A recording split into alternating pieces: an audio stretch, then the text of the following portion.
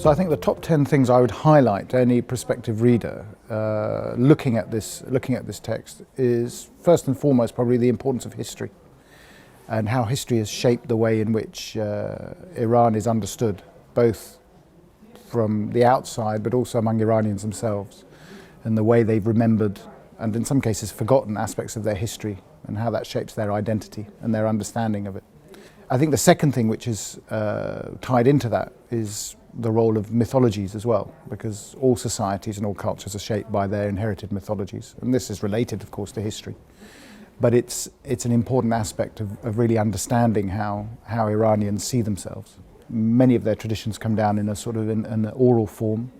It has a rich poetic tradition and a national epic.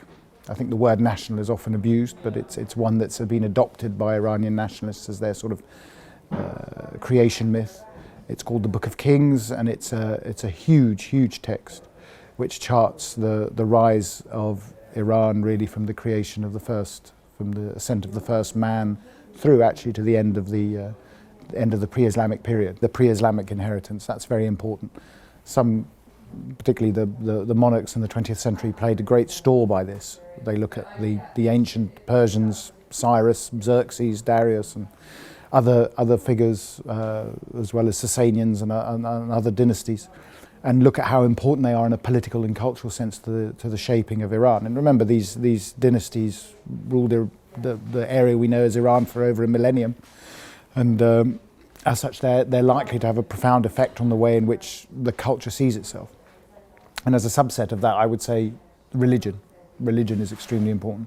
But not just Islam, which is obviously clearly a very important thing, particularly when you look at it from the contemporary setup, but also the pre-Islamic religions that shaped Iranian identity. So Zoroastrianism is extremely important. Zoroastrianism and its subsets. But within that Islamic dynamic, I think we also have to look at the influence of Turkic peoples on Iranian identity.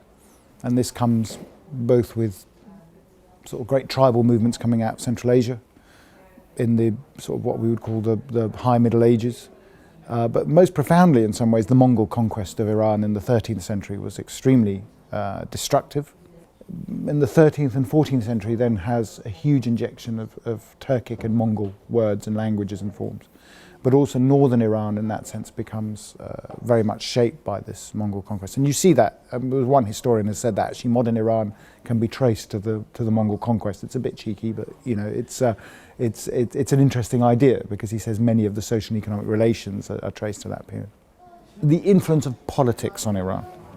So one of the interesting things, particularly with British Orientalists who travelled to Iran in the early 1800s, is they observed the Iranian character quite closely.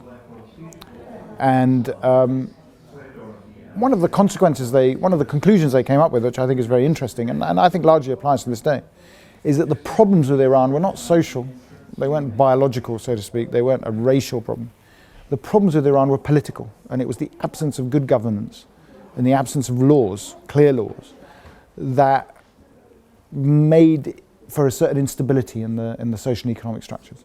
The Iranians are quite deliberately wanting to be misunderstood, because in being misunderstood, the worry about being understood is that it opens the door for others to come and control them.